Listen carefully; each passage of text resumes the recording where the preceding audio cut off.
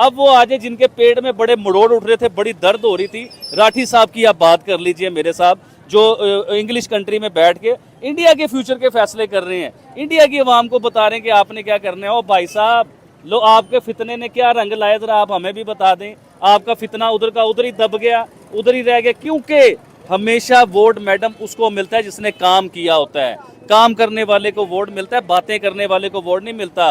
वो इलेक्शन का माहौल क्या बनाया गया था और अवाम को क्या दिखाया गया था। सबसे बड़ा मीडिया जो है ना वो खरीद लिया गया हुआ था, वो राठी साहब उन्हें खरीद लिया गया हुआ था, यूट्यूबर्स जो हैं उन्हें खरीद लिया गया हुआ था। अच्छा, वो अब पूरी गेम बना के, एक स्टोरी बना के जो है ना डेली आपको प्राइम मिनिस्टर नरेंद्र मोदी साहब के खिलाफ दिखाते थे, क्योंकि आपके दिमाग को हाईजैक करना चाह रहे थे। जिस तरह वो कहते थे कि व्हाट्सएप ग्रुप बन गए हुए हैं, व्हाट्सएप का एक सिलसिला है सारा, इसी तरह ही उन्होंने यूट्यूबर्स के ग्रुप बना दिए हुए थे। बड़े बड़े मीडिया चैनल, बहुत बड़े एंकर उन्होंने खरीद लिए हुए थे। राठी साहब से बड़ी क्लास है कोई, मुझे ये बताइए आप। उन्हें खरीद लिया कि वो बंदा जिसका काम एकेडमी के ऊपर है।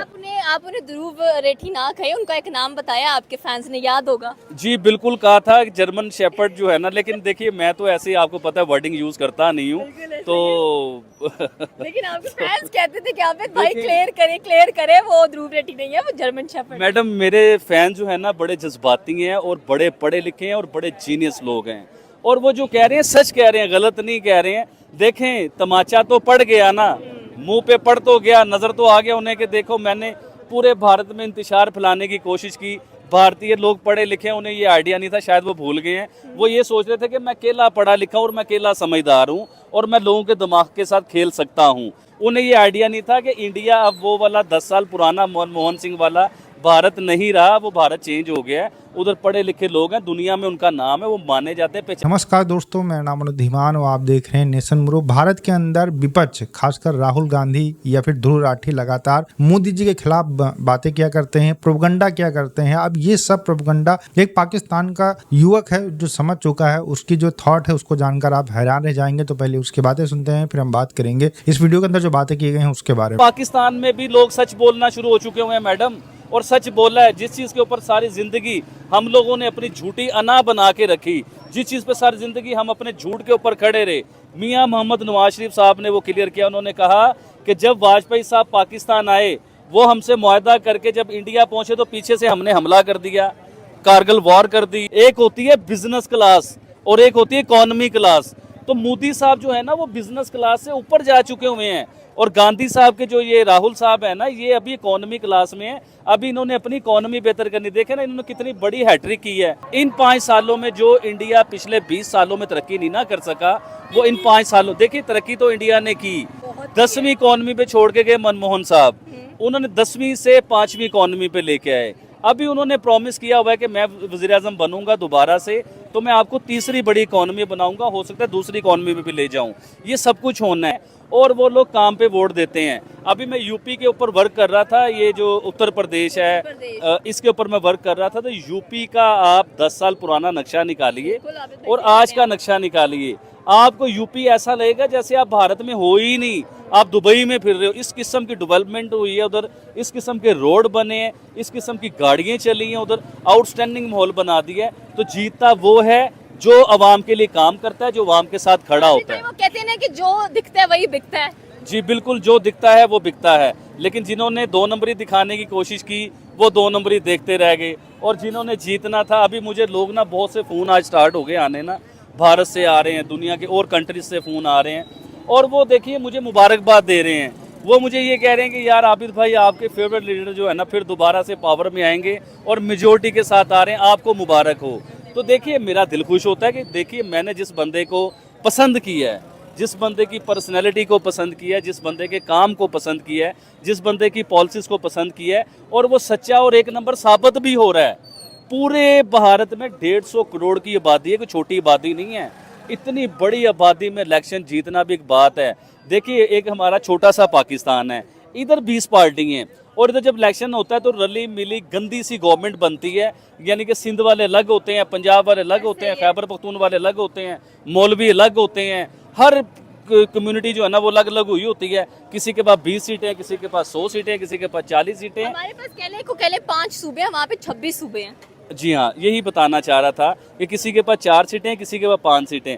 अच्छा, वो अपनी 5-10 सीटों से पूरी गवर्नमेंट को ब्लैकमेल कर लेते हैं वो लोग। बिल्कुल ऐसे ही तो है। इंडिया कितना बड़ा है, 150 करोड़ की आबादी, क्या उधर मसले मसाइल नहीं होंगे?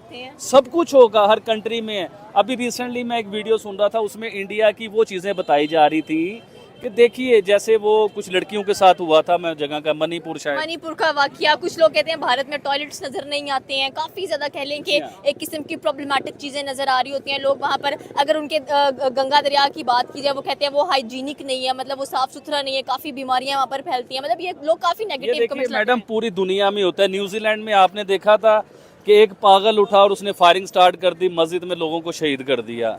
पाकिस्तान में आपने देखा कि जड़ावाला में क्रिश्चियन कम्युनिटी के साथ क्या हुआ। ये पूरी दुनिया में अच्छे और बुरे लोग होते हैं, मसले अगर मणिपुर इंडिया में हुआ है तो क्या वो प्राइम मिनिस्टर मोदी ने किया है?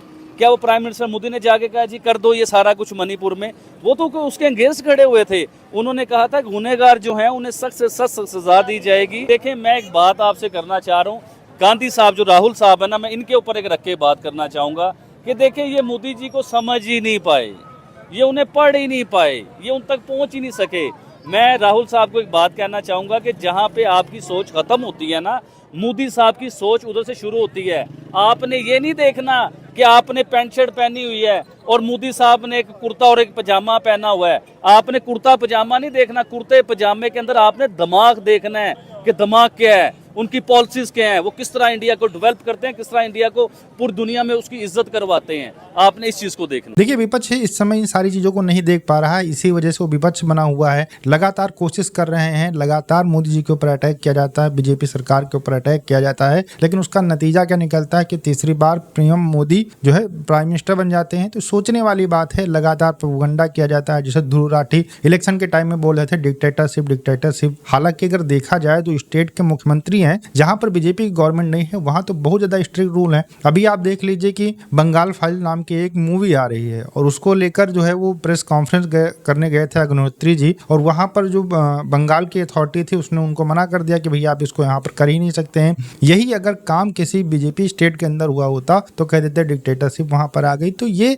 सिर्फ और सिर्फ प्रोपगंडा होता है। कुछ जो चमचेगिरी वाले हैं, चरण चुंबक वाले जो पत्रकार हैं, वो आजकल यूट्यूब चैनल खोल के बैठे हुए हैं और लगातार हमला करते रहते हैं। कहीं ना कहीं व्यूज का भी मैटर होता है। आप देखिए, जो कहते हैं गोदी मीडिया जो चिल्लाते रहते हैं दिन भर, उन्हीं के आप चैनल के ऊपर जाइए, दिन भर राहुल गांधी की तारीफें, दिन भर जो है विपक्ष को लेकर बड़ी बड़ी बातें, दिन भर बीजेपी की सरकार गिराने की बातें ही होती रहती हैं। बाकी वहां पर कोई बात आपको रियल नहीं दिखाई पड़ेगी। वहां पर जो वीडियो आपको देखने को मिलेंगे उसमें बीजेपी गवर्नमेंट की बुराई होगी और कांग्रेस की जो गवर्नमेंट है, राहुल गांधी हो गए या विपक्ष के जो नेता हो गए, उनका जो भक्तिमय संगीत है आपको वहां पर सुनने को मिल जाएगा। ये अपने आप को बहुत महान पत्रकार बताते हैं, लेकिन आप इनकी हकीकत देखिए कि चंद पैसे, चंद व्यूज के लिए ये अपने आप को उनके सामने गिरवी रख चुके हैं। अगर किसी कांग्रेस वाली गवर्नमेंट में या जो नॉन बीजेपी स्टेट है वहां पर घटना हो जाती है तो उसको लेकर कुछ कवर नहीं किया जाता है, लेकिन जैसे मणिपुर हो गया या फिर जो बीजेपी वाले स्टेट्स हैं, यूपी के अंदर हो गया, छोटी सी घटना हो जाती है तो इनके घड़ियाली आंसू आपको देखने को मिल जाते हैं। और एक चीज आप नोटिस करेंगे कि बीजेपी गवर्नमेंट कितना भी अच्छा काम कर ले, लेकिन उसको लेकर कभी लोग संतुष्ट नहीं होते हैं। इन्होंने कसम खा के रखी है कि भैया हम